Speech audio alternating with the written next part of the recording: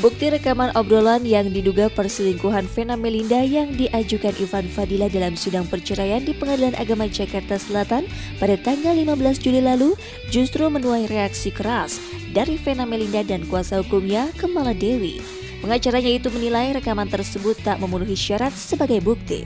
Oh iya, kalau tadi itu pembuktian surat, ya kan, terus sama ada bukti rekaman.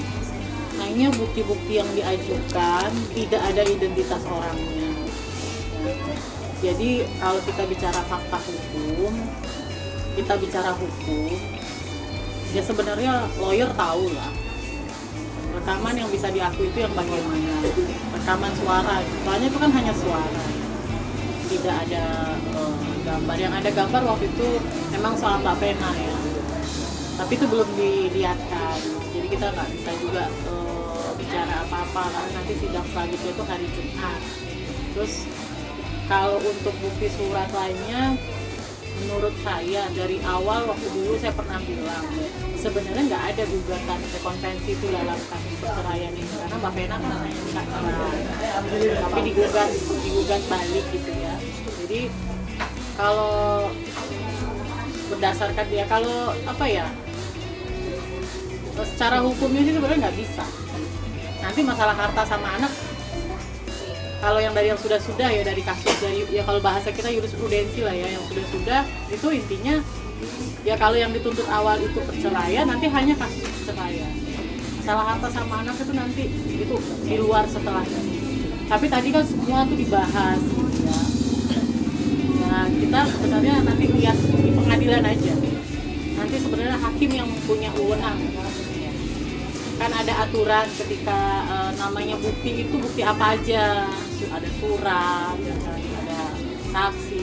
Kalau hanya bukti rekaman suara ya saya bisa bikin sendiri rekaman suara. Jadi harus dihadirkan orangnya, siapa orangnya, apa identitas dirinya, atas dasar apa dia memberikan keterangan, dari mana dia tahu keterangan itu, dari dia sendiri atau dia tahu dari orang lain.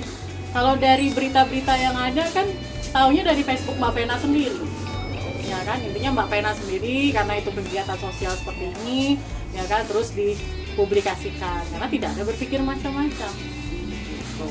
Apa yang dituduhkan selama ini menurut saya itu bukan fakta hukum, tapi hanya omongan-omongan yang pertanggungjawabannya saya pertanyakan gitu. Vena mengaku sudah memprediksi akan terjadi hal tersebut dalam proses perceraiannya dengan Ivan. Apalagi ia selalu menilai ada pihak yang menunggangi proses perceraiannya yang pelik itu. Tak heran, Vena dan Kamala Dewi menantang Ivan dan kuasa hukumnya untuk membuktikan dugaan perselingkuhan yang selama ini sumir berhembus. Jadi ketika misalnya Mbak Vena dituduh macam-macam, Mbak Vena kan nggak terima, ya kan, itu direkam. Dikit-dikit rekam kan kayak gitu kan, bukan sifat gentleman ya gitu. Jadi ketika dia mencari ribut, terus yang dicari ribut ini nggak terima, marah-marah, kemudian ketika marah-marah itu direkam, tapi giliran dia yang apinya, dia nggak peduli gitu. Jadi kalau bagi saya sih ngeliat Mbak Vena sudah benar yang sekarang, jalani aja semua itu. Nanti akan ada masanya ya, itu berbalik ke orang yang fitnah itu sendiri. Berarti ya, hidup itu sudah ada yang ngatur. Kalau saya menjalani 41 tahun ya, nanti 29 Juli.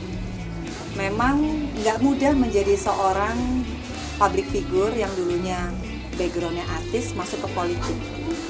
Saya sudah pahami itu betul pada saat saya memutuskan menjadi politikus. Jadi kalau jangankan hal yang sifatnya pribadi gitu ya, saya nggak ada masalah pribadi aja, kalau memang di dunia politik ini sudah ada yang mau menggoyang, apalagi pada saat saya punya masalah pribadi seperti perceraian ini, tentunya yang menunggangi akan sangat banyak. Itu sudah saya ucapkan dari awal waktu saya memilih Mbak Dewi sebagai kuasa hukum, bahwa yang pasti enak digoreng ya Vena Melinda lah ya. Iya nggak sih?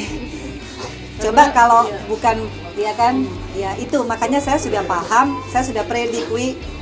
Sebelum ada pembuktian hari ini, saya sudah tahu yang dikeluarin apa, karena saya sudah tahu dari awal, karena perceraian ini nggak damai gitu. Ada yang menunggangi yang ada fitnah-fitnah. Iya. Dari awal memang itu sudah kita tahu. Sudah kita tahu ancaman-ancaman Iya. terus gitu. Karena ke saya sendiri ada ancaman. Kalau bagi saya sih silakan buktikan, datangkan saksinya, hadirkan orangnya, ditanya.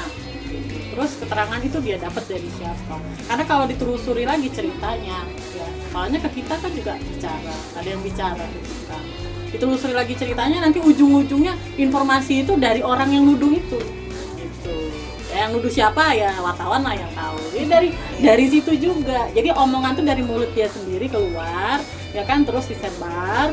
Tapi nanti dia lempar batu sembunyi tangan.